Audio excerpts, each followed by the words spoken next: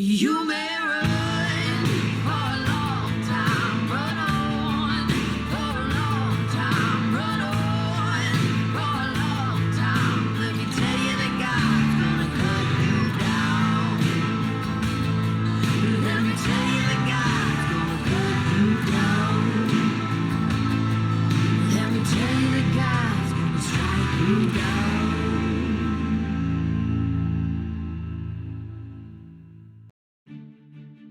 Hola, ¿qué tal camaradas? Sean bienvenidos a este nuevo video, el cual les contaré la historia de la Revolución Británica, del universo del Kaiserreich. Antes de empezar quisiera mencionar que, toda la información presente en este video fue consultada en la wiki oficial del Kaiserreich, cuyo link dejaré en la descripción, y también quisiera recomendarles el canal Kaisercat, en el cual encontrarás contenido oficial del Kaiserreich. Sin más que decir, comenzamos.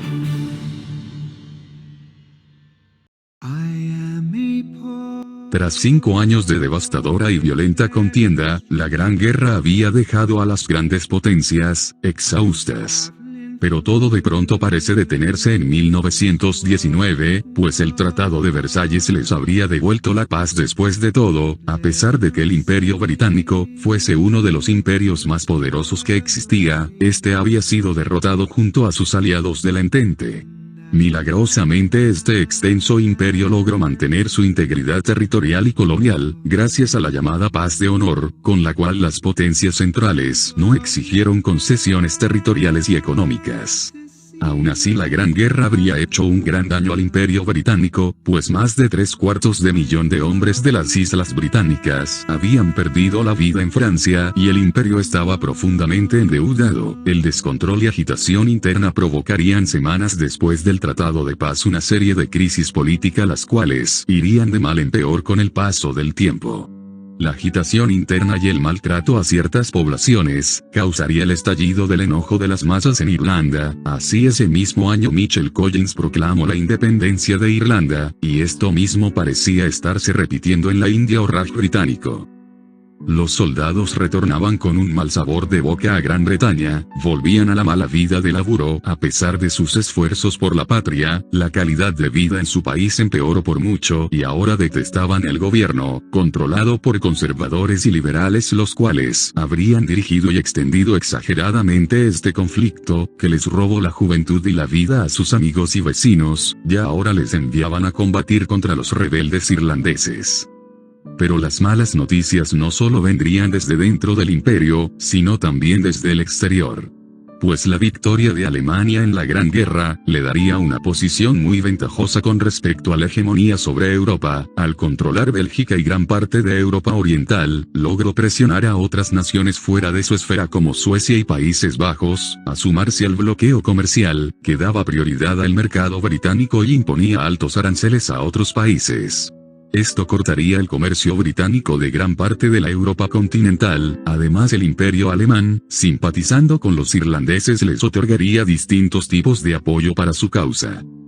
Ahora el imperio británico estaba exhausto, gravemente endeudado, luchaba para desmovilizarse, peleaba con los irlandeses y intentaba reestructurarse económicamente después del conflicto más sangriento de la historia. Esto provocó un gran aumento de los precios de muchos bienes, como alimentos, materias primas y productos químicos.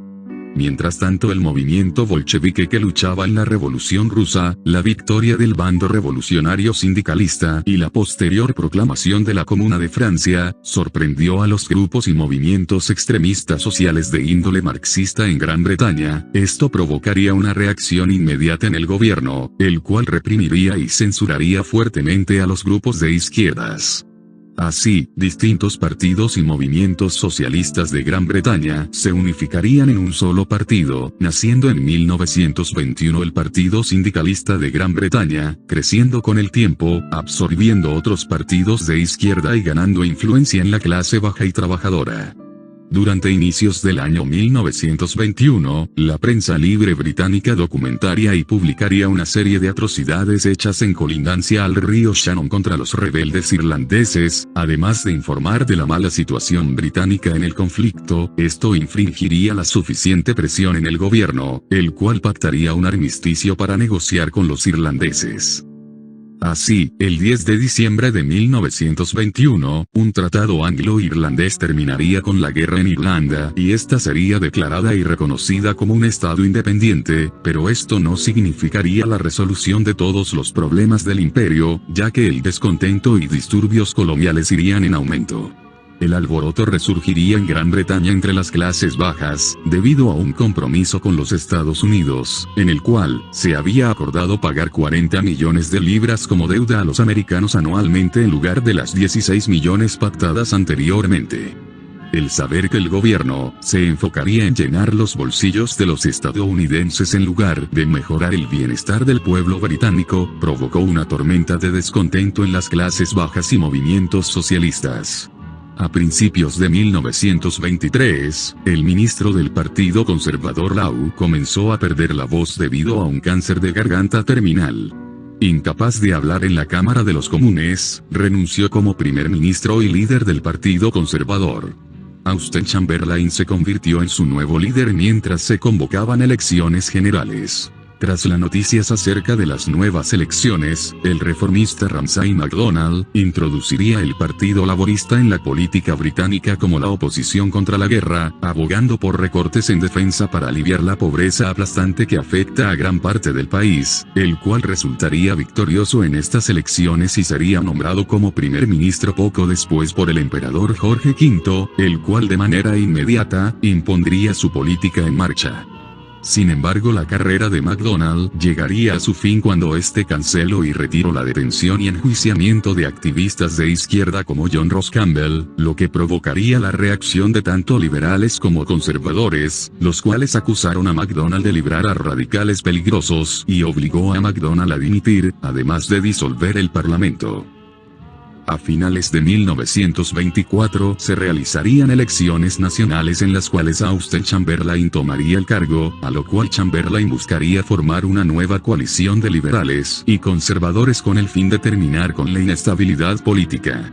MacDonald buscaría poder llevar al Partido Laborista a formar parte de esta coalición, sin embargo este terminaría siendo expulsado poco después, tras ser tildado de traidor para que poco después George Lansbury subiera como nuevo líder de los laborales y tornaría al partido al radicalismo afiliándolo al Partido Sindicalista poco después. Un tiempo más tarde, el gobierno nacional, gobernado por la coalición liberal, pondría en marcha la política de austeridad de MacDonald, redujeron los salarios en todas las ramas de las Fuerzas Armadas, dejando a miles de trabajadores en especial portuarios sin empleo y disolviendo el programa de prestaciones por desempleo.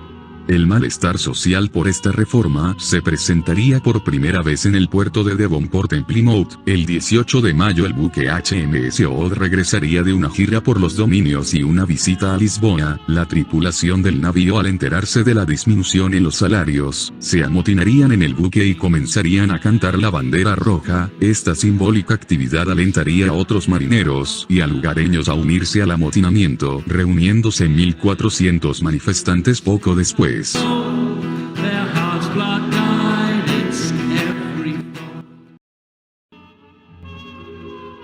Mal informado, el mando policíaco entraría en pánico y ordenaría el comenzar a reprimir la manifestación. Esto sería respondido con violenta resistencia y la huelga de solidaridad se esparciría en toda la ciudad. Esta rebelión causaría una gran controversia en todo el país, pues corrían rumores de saqueos a los terratenientes y banderas rojas ondeando. La noticia de la represión violenta y total ocasionaría la reacción inmediata de los sindicatos de trabajadores, los cuales declararían una huelga trabajadora nacional y así fue. Pronto se paralizó muelles, estaciones de tren y fábricas en todo el país. Ahora el gobierno, temiendo que esta primera huelga provocara una revolución violenta a escala nacional como había pasado en Francia en 1919, por lo cual el 25 de mayo el gobierno convocó una sesión de emergencia del Parlamento y se apresuró a aprobar un proyecto de ley que suspendía el derecho de huelga de los trabajadores y los sindicatos. Esto indignaría al Partido Laborista y al Partido Sindicalista de Gran Bretaña, sospechando que el gobierno estaba buscando la manera de eliminarlos. La tensión aumentó y la paranoia gubernamental estalló cuando se desarrollaron una serie de amotinamientos en distintos cuarteles del ejército. Estos soldados expulsaron a sus comandantes y colocaron banderas rojas en cada uno de sus recintos. El 31 de mayo, el Congreso de Sindicatos emitió una declaración de emergencia anunciando su intención de realizar una huelga general para protestar por el trato del gobierno a los involucrados en las huelgas y la censura a los distintos sindicatos.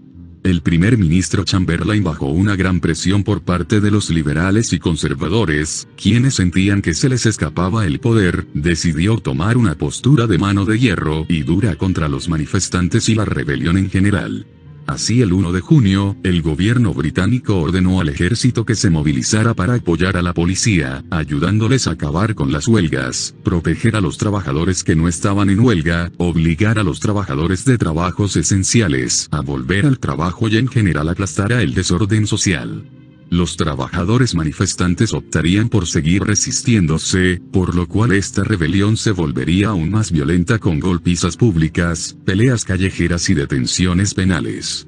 Los saqueos por parte de manifestantes radicales incrementarían y los huelguistas fueron asignados a la distribución de artículos esenciales como alimentos y combustible a los hogares de sus compañeros de trabajo. Incluso muchas áreas del país pasarían bajo control efectivo de los sindicalistas, además que con la policía sobrecargada, fue relativamente fácil que los delitos contra la propiedad en las zonas urbanas se dispararan.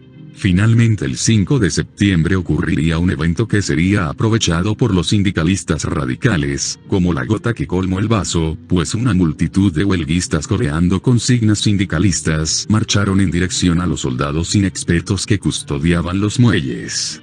Un soldado raso entró en pánico y abrió fuego, siendo el primer caso conocido de asesinato deliberado de un trabajador en huelga.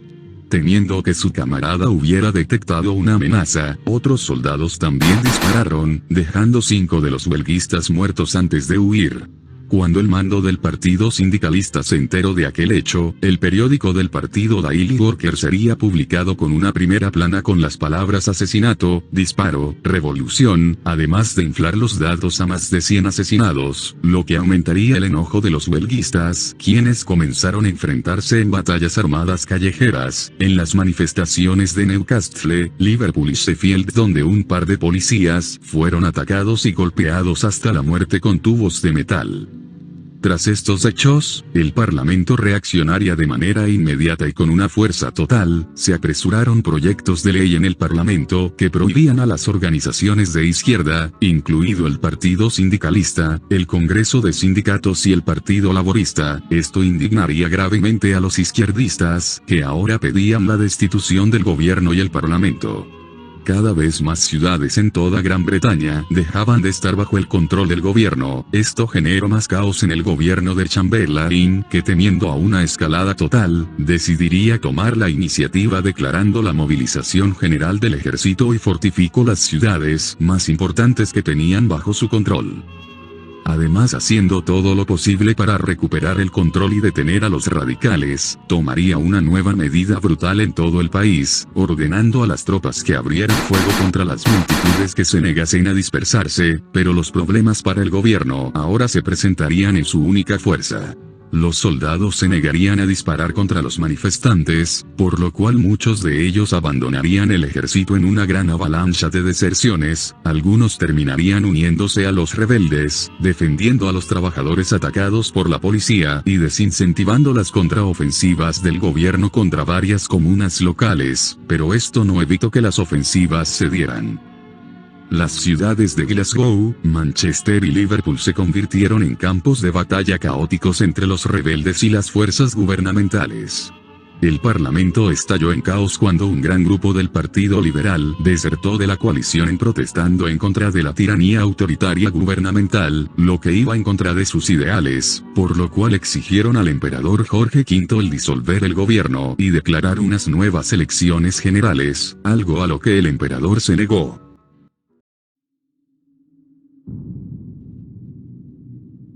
Así a principios de octubre la ciudad de Cardiff en el sur de Gales sufriría distintos ataques, pero las milicias de trabajadores lograrían resistir y mantener el control de la ciudad. Con este ataque el partido sindicalista declararía abiertamente el estallido de la Revolución Británica, y gracias a un secreto apoyo logístico francés, poco después la mayoría del sur de Gales caería bajo control sindical.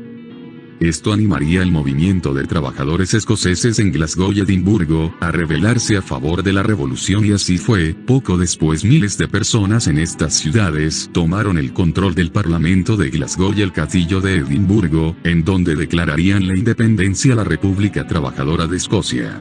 Así en el norte del país los sublevados escoceses lucharían contra el ejército realista con el fin de conectar estas dos ciudades, produciendo combates a lo largo y ancho de las líneas de ferrocarril, y los más feroces tuvieron lugar en Livingston, que dejó a más de 300 muertos, y sorprendentemente, a pesar de ser batallones inexpertos en un campo de batalla, la milicia socialista pudo abrumar al ejército británico, y en 21 días la ruta entre Glasgow y Edimburgo estaba segura. Así los ejércitos realistas, con su moral colapsada, decidirían abandonar el área central de Escocia, movilizándose al sur y norte del territorio, siendo divididos por la ocupación rebelde en el centro del territorio. Poco después los ejércitos realistas en el norte terminarían uniéndose a los rebeldes, lo que sería un fuerte golpe para el bando realista. Sin la mayoría del norte de Escocia, con los sindicalistas de Gales realizando avances hacia el este, que les permitirían tomar Gloucester y Worcester, además el aparente levantamiento de los sindicalistas en Leeds y Kingston upon Hull, marcaría el verdadero comienzo de la pérdida de control del gobierno. El ejército se volvería loco con la declaración gubernamental, que aseguraba que la situación estaba bajo control, incluso cuando se hicieron planes para trasladar a la familia real a Canadá. El ejército seguiría sufriendo grandes pérdidas de personal por las deserciones continuas, a lo cual el ejército decidió reactivar exmilitares que, inexpertos y conocidos por su falta de disciplina y embriaguez, así como por su trato despiadado a los civiles, horrorizaría a miles de civiles, principalmente jóvenes y estudiantes, que los llevaría a enlistarse a las filas rebeldes, desprestigiando aún más a las fuerzas realistas. Poco después, y gracias a las ayudas extranjeras por parte de los comunes franceses y la llegada de voluntarios socialistas americanos, italianos e incluso alemanes, la comuna galesa, controlada desde Cardiff, lanzaría una ofensiva que les permitiría comenzar a avanzar hacia el norte de Gales, que resultaría todo un éxito, permitiéndoles conquistar esta zona. Ahora la ciudad de Liverpool, con fuertes insurrecciones internas y el ejército rebelde a pocos kilómetros de la ciudad, sería declarada como ciudad libre, siendo abandonada por los realistas y siendo tomada poco después por la rebelión interna, que se adheriría a la comuna galesa. Poco después, en diciembre, el Liber Building sería declarado como cuartel general de la revolución. Sin embargo, esto sería muy inseguro para los revolucionarios galeses, pues la ciudad Manchester, muy cerca de Liverpool, aún estaba bajo control realista, pero los rebeldes no tenían la capacidad para asaltar la ciudad y tomarla rápidamente, por lo cual, los rebeldes comenzaron a asaltar y emboscar a grupos de soldados realistas para infiltrarse a la ciudad y causar caos y fomentar la rebelión dentro de esta. El 8 de enero los rebeldes se acercaron a la ciudad de Bristol y amenazaron con rodearla, algo que los realistas no querían, por lo que optaron evacuar toda su presencia y material de la ciudad. Al día siguiente pasó algo muy emotivo para los rebeldes, pues fueron recibidos por multitudes entusiastas y el pequeño número de sobrevivientes de la propia milicia rebelde de la ciudad. A mediados de enero, el ejército realista, viendo la gran amenaza en el sur y el peligro en Londres, el alto mando realista ordenaría la evacuación de las fuerzas realistas y cuanto material posible del resto de Escocia. Así los rebeldes escoceses tendrían el control total asegurado de toda la región, sus ciudades y centros ferroviarios, por lo cual muchos soldados en el extremo norte de Escocia no pudieron tan siquiera moverse de sus posiciones y poco después fueron capturados o se reagruparon para generar sus propias guerrillas. Un 20 de febrero, los líderes sindicalistas, los delegados laboristas y disidentes expulsados del Partido Liberal se reunirían para discutir sobre el futuro de la revolución. Así proclamaron y emitieron el conocido Manifiesto Liverpool, en el cual declaraban la Unión de Bretaña como sustituto legítimo del antiguo régimen con un sistema federal republicano sindicalista que debía reemplazar al gobierno realista, designado a George Lansbury como presidente revolucionario provisional, reclamando todas las posesiones realistas como parte de este país. Llegaría el mes de marzo y el deshielo consigo, lo que reanudaría los combates en el norte de Inglaterra en las limitaciones con Escocia. Los rebeldes avanzarían y asegurarían Manchester gracias a la guerra de guerrillas generalizada, el sabotaje y la falta de cooperación por parte de la clase trabajadores en la ciudad y en el resto del país, causándole muchos retrasos y problemas estratégicos y logísticos a los realistas.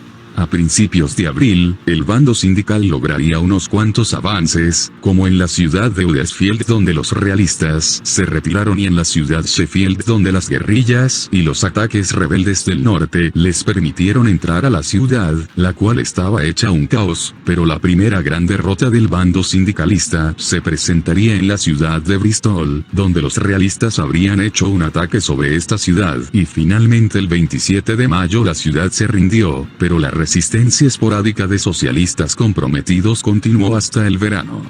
Para verano los realistas estarían desesperados para convertir a la ciudad de Preston en una fortaleza para evitar una conexión entre las fuerzas de Gales y Escocia, pero se toparían con disturbios y desorden civil que, los esfuerzos de las tropas leales cada vez más desmoralizadas para detener el avance sindicalista se vieron obstaculizados por la necesidad generalizada, aunque lejos de ser universal, de que la cooperación civil fuera de mano dura. Aún así los rebeldes atacarían y asegurarían la ciudad el 1 y 3 de diciembre.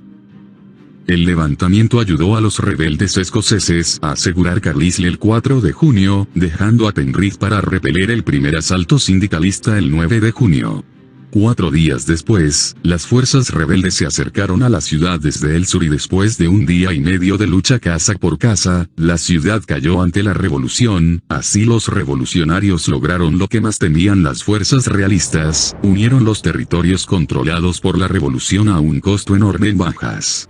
El noreste de Inglaterra al norte del Humber todavía había estado controlado principalmente por los realistas, pero debido a que se cortó cualquier vínculo terrestre con el resto del Reino Unido, las cosas cambiaron rápidamente. Frente a un descontento catastrófico, Newcastle se declaró a favor de la Unión de Gran Bretaña. Horas más tarde un gran número de tropas realistas se rendirían y terminarían adhiriéndose a la causa revolucionaria.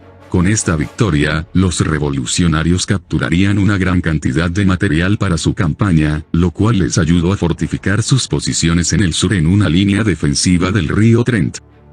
El rápido declive de las fortunas del Reino Unido alentó a más y más unidades territoriales a desertar en masa, reforzando en gran medida las filas rebeldes. Ante esto, el ejército realista inició una campaña muy secreta, enviando unidades del ejército territorial, voluntarios civiles y los auxiliares a áreas bajo control sindicalista para emprender operaciones de sabotaje encubiertas muy por detrás de las líneas enemigas, siguiendo el modelo de operaciones similares en Escocia. A esto los revolucionarios responderían con técnicas de guerrilla parecidas en áreas controladas por los realistas, a lo cual se impuso un represivo y estricto toque de queda incluso en Londres, pero esto no terminó con la presencia de los rebeldes, y cuando un complot para asesinar al emperador Jorge V llegó a oídos de un informante de las brigadas especiales, se tomó la decisión de trasladar a su majestad y al resto de la familia real a Canadá junto a evacuación de las reservas de oro del país hasta que la crisis pasara.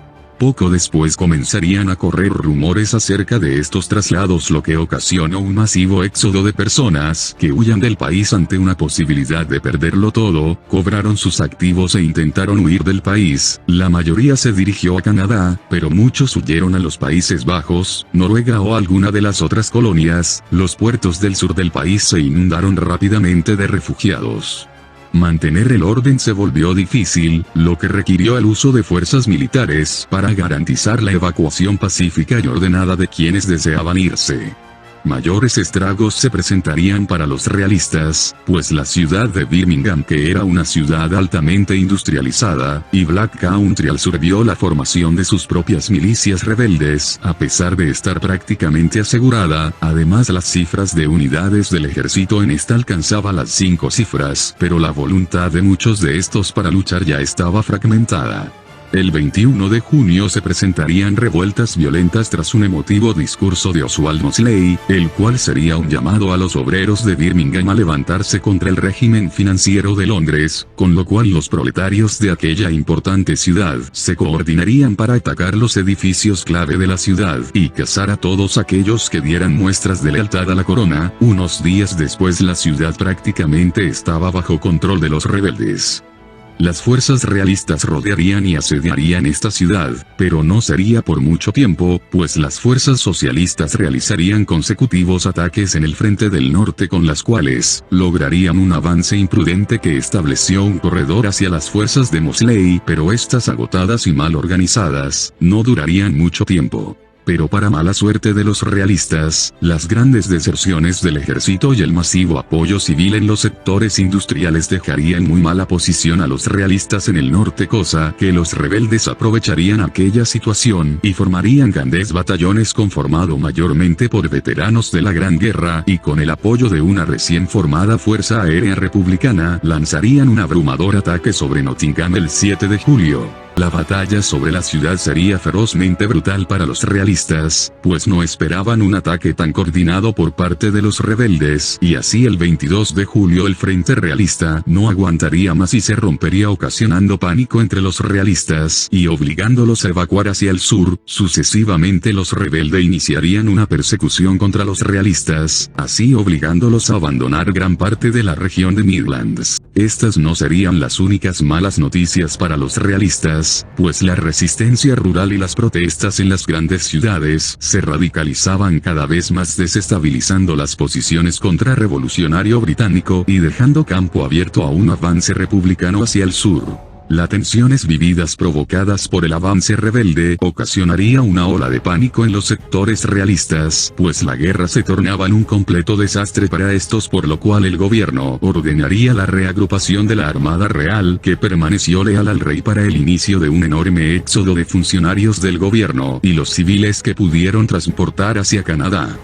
Una vez en Canadá, la facción ya exiliada del gobierno comenzarían a organizar la movilización de varias divisiones para restaurar el orden en Gran Bretaña, aprovechando la llegada del invierno que habría detenido al frente. Esto llegaría a oídos de los sindicalistas, quienes, queriendo evitar el reforzamiento realista durante aquella temporada de estancamiento, buscaría una intervención francesa antes de la llegada de los refuerzos canadienses. Estos lograrían negociar un acuerdo con los delegados franceses para una intervención directa de la Comuna de Francia, así organizando una poderosa revuelta sindical sobre el puerto de Southampton, que daría paso a los franceses, mientras la marina francesa se dedicaba a asaltar el puerto de Plymouth, hundiendo indiscriminada y criminalmente docenas de barcos, principalmente civiles. Las fuerzas realistas fueron atemorizadas, pues ahora se enfrentaban a la cada vez más cercana gran ofensiva republicana, mientras tenían una Francia ocupando y atacando dos de sus más importantes puertos en el Canal de la Mancha, cortando su comunicación con Canadá, además que los crecientes amotinamientos, que no hacían más que crecer y crecer. Todo estaba perdido para el imperio de la Unión Jack.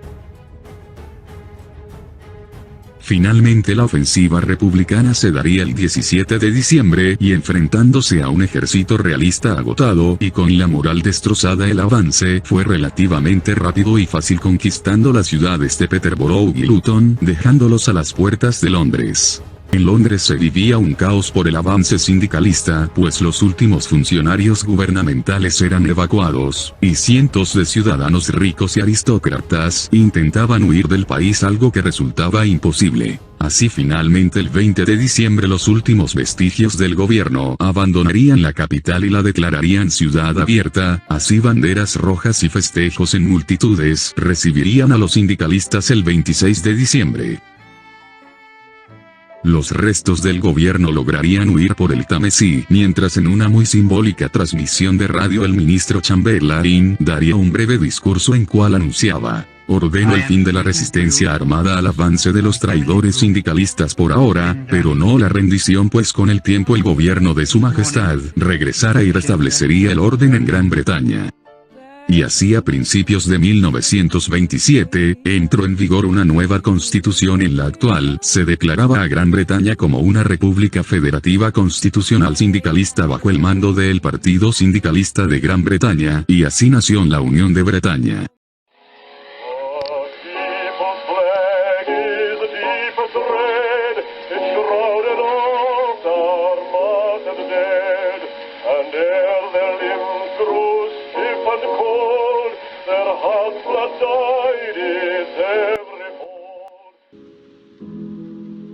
Poco después de su fundación se formaría el Ejecutivo de Operaciones Especiales y el Comité Central de Inteligencia, con el propósito de iniciar una persecución contra las guerrillas realistas restantes. Se haría con el control de todos los medios y iniciaría un represivo sistema de espionaje para la búsqueda de traidores y conspiradores burgueses, comenzando con purgas masivas y instaurando un régimen autoritario de terror, comenzando con el terror rojo. Irlanda del Norte era considerada el último vestigio del frente realista tras la victoria unionista. El gobierno de los norirlandeses temía a una invasión unionista y no lograban contactar con el gobierno exiliado en Canadá, por lo cual, aislados del resto del imperio, decidirían acudir a su único aliado restante. Desde inicios de 1926 los gobiernos de las dos Irlandas habrían estado negociando una cooperación conjunta frente a la guerra civil que había estallado en Gran Bretaña. Por lo cual las negociaciones darían un siguiente paso: la unificación irlandesa se llevaría a cabo a cambio de una autonomía especial para la región anexionada y una posición fuerte en las decisiones políticas en el ambiente internacional. En el resto del Imperio Británico las cosas no iban muy bien. A pesar de la efectiva evacuación de las Homelands, la situación en las colonias no sería la mejor. El gobierno hizo lo mejor para mantener sus posesiones, pero esto terminaría en un fracaso total. La anarquía vivida en las colonias africanas estaba fuera de control, lo cual atraía a otros estados para obtener algo de esta situación, como al Sultanato de Egipto, que tras su independencia en 1925 y la guerra en Gran Bretaña se haría con el control de Sudán o Somalia.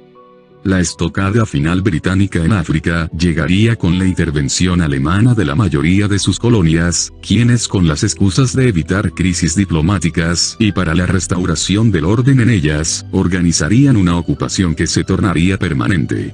Pero sin duda la mayor pérdida británica sería en su colonia más preciada, la proclamada joya de la corona. El Raj británico se veía sumida en revueltas desde hace 5 años, hasta que finalmente se derrumbó por completo tras la declaración de una república india libre, dejando un pequeño vestigio inglés en el sur.